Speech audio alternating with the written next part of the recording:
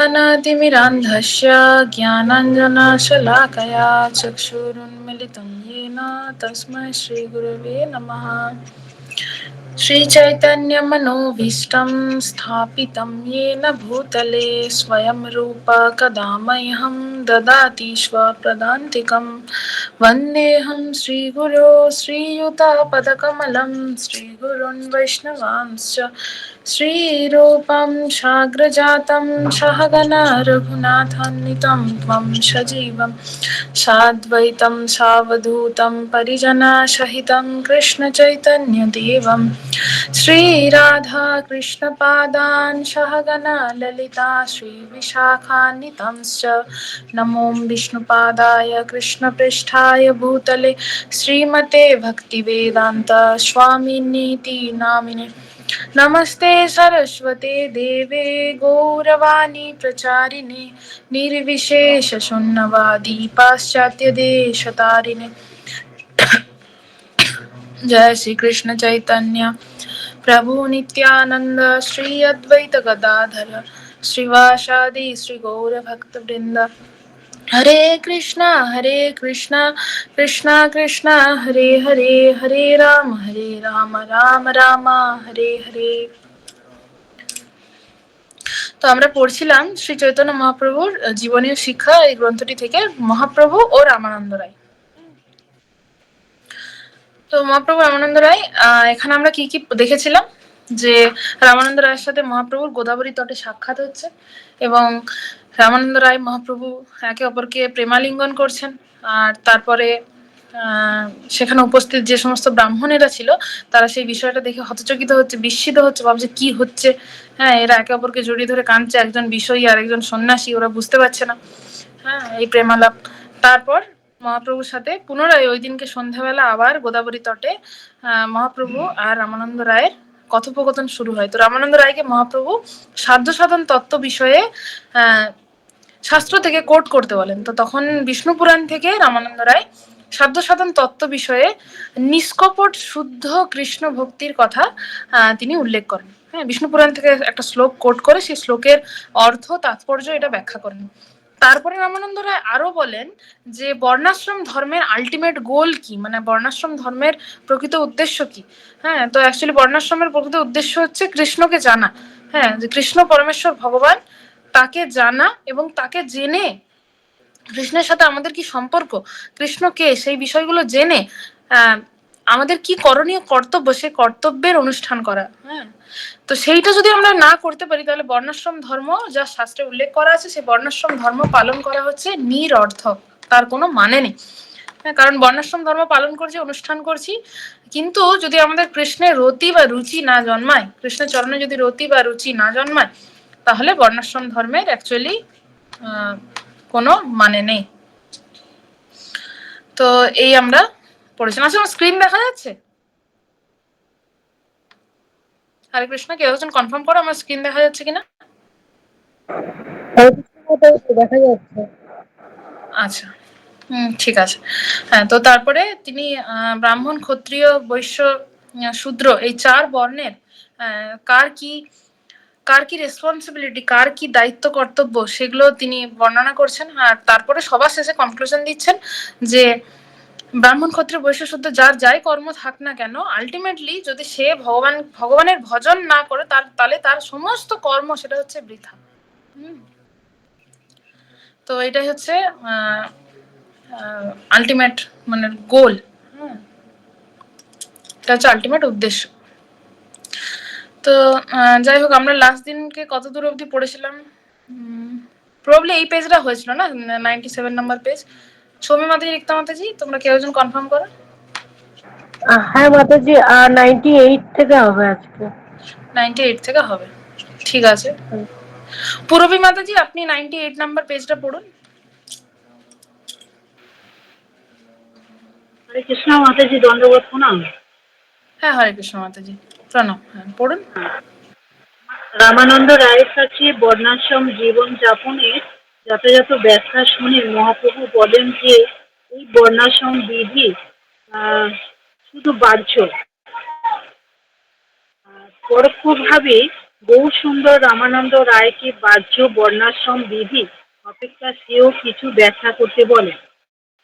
ভাগবত সেবার সিদ্ধিতে পরাকাষ্ঠা না হলে কেবল লৌকিক ক্রিয়াকর্ম অনুষ্ঠান ও ধর্ম পালন সবই নিষ্ফল।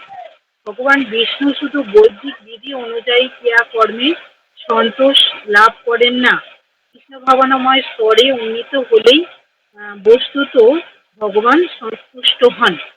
রামানন্দ রায়ের শ্লোক অনুসারে বৈদিক ক্রিয়াকর্ম অনুষ্ঠানের মাধ্যমে হরিভক্তির স্তরে অধিষ্ঠিত হওয়া যায়। জগৎ উদ্ধারে অবতীর্ণ শ্রীকৃষ্ণ ভগবদ্গীতায় বলেন যে বর্ণাশ্রম ধর্মচারণ দ্বারা পরম আধার ভগবান মুকুন্দের উপাসনার মাধ্যমে মানব জীবনের পরম সিদ্ধি প্রাপ্ত হয়। মাতাজি আর পড়বো না এই পর্যন্ত? হরে কৃষ্ণ। হ্যাঁ মাতাজি, হ্যাঁ হরে কৃষ্ণ। না, আপনি এই পেজটা পুরোটা কমপ্লিট করে নিন, একটা ছোট প্যারা আছে ওটা পড়ে নিন, ব্যাস তাহলেই হয়ে যাবে। আচ্ছা আচ্ছা। বিষ্ণু পুরাণ থেকে রামানন্দ রায়ের বর্ণনা গৌর সুন্দর অস্বীকার করেন, কেননা মহাপ্রভু কর্ম মীমাংসক নামে তত্ত্ববাদীদের স্বীকার করতে ইচ্ছুক নন। কর্ম মীমাংসকেরা ভগবানকে কর্মের অধীন হিসেবে গ্রহণ করে। হ্যাঁ মাতাজি, এই অবধি থাক। এই বোঝেন, ঠিক আছে ঠিক আছে হরে মাতা। কৃষ্ণ মাতাজি। হ্যাঁ, তো এখানে বর্ণনা করা হচ্ছে যে বর্ণাশ্রম ধর্ম, সেটার যেটা আমরা আলোচনা করলাম, যে বর্ণাশ্রম ধর্ম সেটা অনুষ্ঠান করার জন্য শাস্ত্রে আমাদেরকে নির্দেশ দিচ্ছে, কিন্তু বর্ণাশ্রম ধর্মের প্রকৃত উদ্দেশ্য হচ্ছে যে জীবনের পরম সিদ্ধি প্রাপ্ত করা, অর্থাৎ ভগবান মুকুন্দের উপাসনা করা। মুকুন্দ অর্থাৎ কৃষ্ণের উপাসনা করা। তো শ্রীমদ ভাগবতমে একটা সিমিলার শ্লোক আছে, আতা পুম্ভিত দ্বিজ শ্রেষ্ঠ বর্ণাশ্রম বিভাগশা, अतः पुंभित द्विजश्रेष्ठ वर्णाश्रम विभागशः সনুষ্ঠিতস্য ধর্মস্য সংসিদ্ধির হরিতোষণম। তো আমরা যে যাই ধর্মের অনুষ্ঠান করি না কেন, হ্যাঁ, যত তীব্রভাবে আমরা বর্ণাশ্রম ধর্মের অনুষ্ঠান করি না কেন, আলটিমেটলি যদি সেটা হরি সংসিদ্ধির হরিতোষণম, যদি হরির তুষ্টির জন্য, শ্রী হরি তার দৃষ্টি বা তার তুষ্টি বা তার সন্তুষ্টির জন্য যদি না হয়, তাহলে সেটা নিরর্থক, সেটার কোনো মানে নেই, অ্যাকচুয়ালি সেটা মিনিংলেস। তো এটা হচ্ছে বিষয়। তো এই বিষয়টাই বেসিক্যালি এখানে বলা হচ্ছে যে ভগবত সেবা সিদ্ধিতে পরাকাষ্ঠা না হলে কেবল লৌকিক ক্রিয়াকর্ম অনুষ্ঠান ও ধর্ম পালন সবই নিষ্ফল। তো এটা অ্যাকচুয়ালি মহাপ্রভুর সাথে কনভারসেশন হচ্ছে, মানে মহাপ্রভুর অ্যাকচুয়ালি এটা ইচ্ছা। হ্যাঁ, মহাপ্রভু সেই ইচ্ছাটা নিজের শুদ্ধ ভক্ত রামানন্দ রায়কে দিয়ে আমাদেরকে বলাচ্ছেন। হ্যাঁ, যে যত যজ্ঞানুষ্ঠানের কথা বর্ণনা করা আছে বেদে, যত প্রকারের আচার অনুষ্ঠান ধর্মীয় অনুষ্ঠানের কথা বর্ণনা করা আছে, সব কিছু তখনই সফল হবে বা তখনই প্রকৃত ফলপ্রসূ হবে যখন তা আলটিমেটলি গোবিন্দের চরণারবিন্দের আশ্রয় নেওয়াকে শিক্ষা দেবে, বা আলটিমেট আমাদের উদ্দেশ্যকে বোঝাবে যে আমাদের প্রকৃত উদ্দেশ্য হচ্ছে পরমেশ্বর ভগবান, supreme personality of god head, ভগবানের চরণারবিন্দে আশ্রয় গ্রহণ করা আমাদের জীবনের উদ্দেশ্য। সেটা যখন আমরা বুঝতে পারবো, তাহলে সেই সমস্ত যজ্ঞানুষ্ঠানের বা সেই সমস্ত লৌকিক ক্রিয়াকর্মাদি অনুষ্ঠান এই সবই সফল হবে, আদারওয়াইজ সবকিছুই নিষ্ফল। কারণ নিষ্ফল এই কারণে, কারণ আমরা বেদে বিভিন্ন প্রকারের যজ্ঞের অনুষ্ঠানের কথা বর্ণনা করা আছে, বিভিন্ন আচার অনুষ্ঠানের কথা বর্ণনা করা আছে, তো সেগুলো যদি আমরা অনুশীলন করি বা অনুষ্ঠান করি, তাহলে আলটিমেটলি কি হবে, যে আমরা আমাদের সেন্স গ্রাটিফিকেশন বা ইন্দ্রিয় দর্পণের জন্য সেগুলো করব। হ্যাঁ, বেদে এরকমও যজ্ঞের কথা বর্ণনা করা আছে যে এই এই যজ্ঞ করলে তুমি ইন্দ্র হয়ে যেতে পারবে, এই এই যজ্ঞ করলে তুমি স্বর্গে গিয়ে বিশাল অপিউলেন্সকে ভোগ করতে পারবে, এরকম যজ্ঞ করলে তুমি এই জড়জগতে থেকেই হ্যাঁ মহান পুত্র সন্তানের জন্ম দিতে পারবে। তাহলে এগুলো সবই আলটিমেটলি সেন্স গ্রাটিফিকেশন। হ্যাঁ, যে আমি এই যজ্ঞটা করলে এর ফলটা আমি ভোগ করবো, মানে এখানে কোথাও পরমেশ্বর ভগবান বা তার সেবা বলে কোনো বিষয় নেই। তো এইটা হচ্ছে একটা বিশাল বড় জিনিস। তো সুতরাং শাস্ত্রের আলটিমেট উদ্দেশ্য হচ্ছে ভগবানকে জানা, হ্যাঁ, সেন্স গ্রাটিফিকেশন নয়। তো সেই জন্যই ভগবান ভগবদ্গীতা তো বলছেন যে জামিমাম পুষ্পিতাম বাচম, যে ভগবান অ্যাকচুয়ালি বলছে যে বেদের পুষ্পিত বাক্যের প্রতি তোমরা আকৃষ্ট হয়ে না, ভগবানও বলছেন, যদিও সমস্ত শাস্ত্র ভগবান থেকেই আসছে। তো এটা হচ্ছে বিষয়। তো এখান থেকে কে পড়বে দেখি। সুচিত্রা মাতাজি তুমি পড়ো এই পেজটা। সুচিত্রা মাতাজি পড়ো। হরে কৃষ্ণ মাতাজি প্রণাম। হরে কৃষ্ণ। হ্যাঁ প্রণাম, তুমি এখান থেকে পুরো পেজটা পড়ো। ঠিক আছে। তাদের সিদ্ধান্ত হচ্ছে যে পুণ্য কর্মের সুফল প্রদানে ভগবান বাধ্য। এইভাবে বিষ্ণু পুরাণ থেকে জানা যায় যে পরমেশ্বর ভগবান বিষ্ণু পরম স্বতন্ত্র নন। কর্মীকে তার কর্ম অনুসারে যথাযথ ফল প্রদানে তিনি বাধ্য।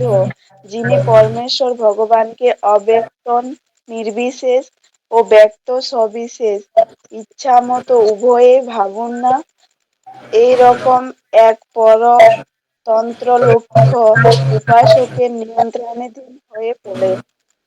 বস্তুত এই তত্ত্ব অদ্বয় জ্ঞান বাস্তব বস্তুর অব্যক্ত নির্বিশেষ রূপের উপরে গুরুত্ব আরোপ করেন।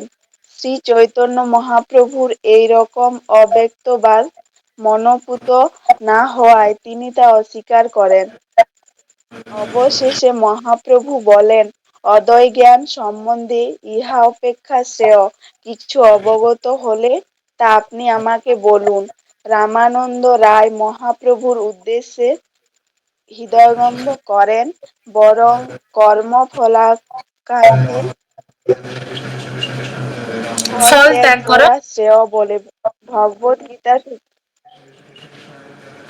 ফল ত্যাগ করা শ্রেয় বলে ভগবদ গীতা থেকে নিচের শ্লোকটি উল্লেখ করেন। যৎ করোষি যৎ যৎ। করোষি হ্যাঁ যৎ স্না হ্যাঁ, পড়ো পড়ো। যৎ করোষি যৎ স্নাসি যজুঃসি দদাসি যৎ যৎ পশ্যসি কন্তেয় তৎ কুরুষ্ব মদর্পণম। যৎ অর্থাৎ করোষি হে যদশ্নাসি। হ্যাঁ, একবার ভালো করে আরেকবার শুনে না। ঠিকঠাকই হয়েছে মোটামুটি। যৎ করোষি যদশ্নাসি যৎ জুহোষি দদাসি যৎ যৎ তপস্বসি কৌন্তেয় তৎ কুরুষ্ব মদার্পণম। ঠিক আছে মাতাজি, পড়ো নেক্সট লাইনটা পড়ো। হ্যাঁ, যৎ অর্থাৎ নেক্সট। হে হুম, কন্তেয় তুমি যে সকল কাজ মাতাজি দেখতে পাচ্ছি কিন্তু দেখা যাচ্ছে না এবার? না, বাকিটা দেখতে না পাচ্ছ? দেখতে পাচ্ছি না তো নেটওয়ার্ক। বাকিরা সবাই দেখতে পাচ্ছ? কৃষ্ণ মাতাজি নাম আছে, আমরাও দেখতে পাচ্ছি না। দেখা যাচ্ছে না? হরে কৃষ্ণ মাতাজি, আমি দেখতে পাচ্ছি। দেখা যাচ্ছে। দাঁড়াও, আমি আরেকবার স্টপ শেয়ারিং করে শেয়ার করছি।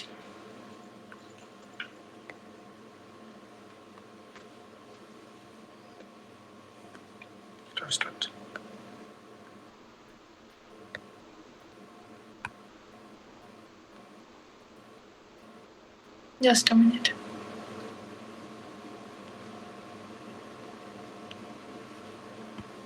এবার দেখা যাচ্ছে? হরে হ্যাঁ কৃষ্ণ। মাতাজি দেখা যাচ্ছে। হ্যাঁ, তো আহ, পড়ো এবার। অর্থাৎ হে কুন্তেয়। অর্থাৎ হে কন্তেয় তুমি যে সকল কার্য করো, যা আহার করো, যা অর্পণ করো, যা দান করো এবং তোমাকৃত সকল তপশ্চর্যের সমুদয় আমাকে অর্ঘ্যরূপে নিবেদন করো। ভগবদ গীতা এটা 9:27 মাথায়। হ্যাঁ, ভগবদ গীতা 9.27 বা 9:27, মানে নবম অধ্যায় 27 নম্বর শ্লোক। তো হ্যাঁ ঠিক আছে, এই অবধি থাক মাতাজি।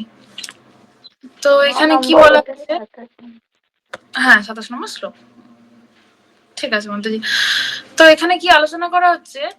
এখানে বলা হচ্ছে যে আহ, পুণ্যকর্মের সুফল প্রদানে ভগবান বিষ্ণু বাধ্য। তো এই কথাটার গুরুত্ব আছে। হ্যাঁ, তো ভগবান বিষ্ণু, এই বিষ্ণু পুরাণ থেকে যেহেতু রামানন্দ রায় কোট করেছেন, তো এখানে বিষ্ণু সম্বন্ধে বলা হচ্ছে যে ভগবান বিষ্ণু তিনি অ্যাকচুয়ালি আমাদের পুণ্য কর্মফল প্রদানে তিনি বাধ্য। হ্যাঁ, কারণ তিনি কৃষ্ণ না। তিনি অ্যাকচুয়ালি কৃষ্ণের অংশের অংশের অংশ, ইয়াসাং সাংস, কৃষ্ণের অংশের অংশের অংশ। কৃষ্ণ থেকে বলরামজি আসেন, বলরামজি থেকে প্রথম চতুর্ভুজের সংকর্ষণ থেকে আসে মূল নারায়ণ, তা থেকে আসেন দ্বিতীয় চতুর্ভুজের সংকর্ষণ থেকে আসেন মহাবিষ্ণু। তো বিষ্ণু ভগবানের কত দূরে, মানে ভগবানের অংশের অংশের অংশের অংশের অংশ।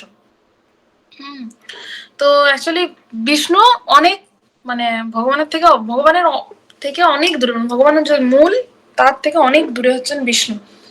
তো সুতরাং বিষ্ণু তিনি তার সমস্ত ক্ষমতা নেই। তো সেটা এই শ্লোকটা যেটা রামানন্দ রায় কোট করছেন সেখান থেকে প্রমাণিত হচ্ছে, সেটা রামানন্দ রায় ব্যক্ত করছেন। আর তারপরে মহাপ্রভু রামানন্দ রায়কে কি জিজ্ঞেস করেছে যে অদ্বৈ জ্ঞান সম্বন্ধে ইহা অপেক্ষা শ্রেয় কিছু অবগত হলে তা আপনি আমাকে বলুন। তো অ্যাকচুয়ালি রামানন্দ রায়ের টেস্ট নিচ্ছেন মহাপ্রভু, এরকম বলা যেতে পারে। রামানন্দ রায়কে মহাপ্রভু জিজ্ঞাসা করছেন যে এর থেকে শ্রেষ্ঠ যদি আর কিছু আছে তত্ত্ব তাহলে আমাকে বলুন। তো তখন রামানন্দ রায় ভগবদ্গীতা থেকে এই শ্লোকটা কোট করছেন, যৎ করসি যদস্নাসি যৎ জুহসি দদাসি যৎ তপস্যাসি কৌন্তেয় তৎকুরুষ্ব মদার্পণম।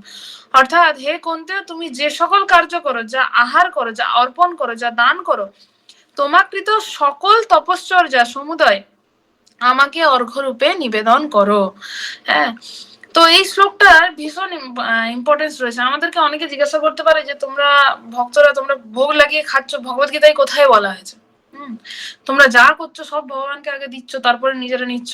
হ্যাঁ, ইভেন আমরা ভক্তরা মেয়েরা যারা শৃঙ্গার করি, আমরা যদি টিপ বা বিন্দি এগুলো যদি পরি, আমরা কি করি? রাধারানীর চরণে সেটাকে অর্পণ করি। রাধারানীর যে ছবি আছে বা আলেখ্য আছে সেখানে পায়ের নিচে ঠেকিয়ে তারপর আমরা সেই টিপটা পরি, অর্থাৎ ওটা রাধারানীর প্রসাদী। হ্যাঁ, আমরা সবকিছুই রাধারানীকে অর্পণ করে পরে, ভগবানকে অর্পণ করে পরে আমরা সেটা গ্রহণ করি প্রসাদ হিসেবে। তো সুতরাং সেটার কত মাহাত্ম্য রইল। তো অনেকে আমাদেরকে জিজ্ঞাসা করতে পারে, কোয়েশ্চেন করতে পারে যে গীতায় কোথায় লেখা আছে, তোমরা যে গীতা করো কোথায় লেখা আছে? তো এই শ্লোকটাতে সবকিছু বলা আছে। এই শ্লোকটাতে কি বলা আছে? ভগবান নিজে অর্জুনকে বলছেন, যৎ করোসি, তুমি যে সকল কার্য করো, মানে যা কিছু আমরা করছি, যৎ যদস্নাসি, যা আহার করো বা যা আমাকে অর্পণ করো, যৎ জুহোসি দদাসি, যা কিছু দান করো, যৎ তপস্যাসি, তোমার যা সকল তপস্যা সমুদয় যা কিছু আছে, তৎ কুরুস্ব মদার্পণম, তা সব আমাকে অর্পণ করো। মদ অর্পণম, আমাকে অর্পণ করে করো, মানে যা কিছু করছো করো কিন্তু আমাকে অর্পণ করে করো, তাহলেই তুমি পাপ মুক্ত হবে। হ্যাঁ, কিছুই না, আমরা সিম্পলি রান্না করছি, যা রান্না করছি তা একটা থালার মধ্যে তুলে ভগবানের সামনে তুলসী পত্র দিয়ে রাখা।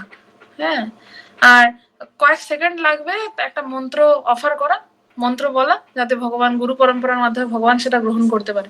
আর তারপরে 2-3 মিনিট পর সেই ভোগটা তুলে নেওয়া। কতক্ষণ সময় লাগে? আমরা যদি নিজেরা ভোগ রান্না করার পর সেই ভোগটা নিজেরা যদি নিজেদের জন্য রান্না করার পর সেটা আমরা খাই, হ্যাঁ, তো সেইটা আর ভগবানকে একবার ভগবানের সামনে তুলসীপত্র দিয়ে সেই জিনিসটা দেখে খেতে টাইমের বিশেষ কিছু অন্তর নেই। কারণ আমরা যারা অনুশীলন করছি ভক্তি পথে, যারা ভোগ লাগিয়ে আমরা প্রসাদ গ্রহণ করছি, আমরা সকলেই জানি হ্যাঁ যে কতটুকু সময় লাগে, বিশেষ কিছু সময়ের কোনো অপেক্ষা নেই। হ্যাঁ, কিন্তু আমরা যারা ভোগ লাগাচ্ছি না তারা আমরা পাপই গ্রহণ করছি। হ্যাঁ, সেটাও ভগবান বলছেন, যজ্ঞাশিষ্ট সিনহ শান্ত মুচ্চন্তে সর্বকিল বিষয় ভুঞ্জতে তে তগম পাপা ইয়ে পচন্তি আত্মকারণাৎ, যে নিজের আহারের জন্য বা নিজের ভোগের জন্য কর্ম করে, সে অ্যাকচুয়ালি কি করছে? সে পাপ গ্রহণ করছে। হ্যাঁ, ভুঞ্জতে তে তগম পাপা, সে অ্যাকচুয়ালি পাপ গ্রহণ করছে। তো ভগবদ্গীতার এগুলো হচ্ছে প্রমাণ, মানে একদম জলজীবন্ত শ্লোক, যেখানে ভগবান বলছেন যা কিছু করছো সব আমাকে অর্পণ করে করো। সেই কথাটা রামানন্দ রায় মহাপ্রভুকে বলছেন। মানে এতক্ষণ তিনি বর্ণাশ্রমের কথা বললেন যে সমস্ত কিছুর আলটিমেট উদ্দেশ্য হচ্ছে ভগবানকে জানা। যদি সেই উদ্দেশ্যে কেউ উন্নীত হতে পারে তাহলে তার সমস্ত বর্ণাশ্রম পালন করা হচ্ছে বৃথা। তো মহাপ্রভু ডিরেক্ট একদম যে সুতরাং আমাদেরকে এরকম ভগবানকে অর্পণ না করে কোনো কিছু করা উচিত নয়, তাহলে আমরা সেটা পাপই গ্রহণ করবো। তো ডিরেক্টলি ভগবদ্গীতা 9.27 এই শ্লোকটা কোট করলেন, মহাপ্রভুকে এটা বললেন। তো যাই হোক, আজকে এই অবধি থাক। আমরা খুব ধীরে ধীরে এই জায়গাটা পড়বো, খুবই গুরুত্বপূর্ণ। তারপরে এই চ্যাপ্টারটার পুরো সামারি নেব, রামানন্দ রায়ের সাথে মহাপ্রভুর সংবাদ। অ্যাকচুয়ালি বেশি নেই, খুব তাড়াতাড়ি আমাদের শেষ হয়ে যাবে, খুব বেশি নেই, আর কয়েকটাই হয়তো পেজ আছে। রেগুলার ক্লাস হলে হয়ে যেত হয়তো, কিন্তু ঠিক আছে, অসুবিধা নেই। তো আমরা এখন সম্মিলিতভাবে ভক্তের সঙ্গে একমালা জপ করবো।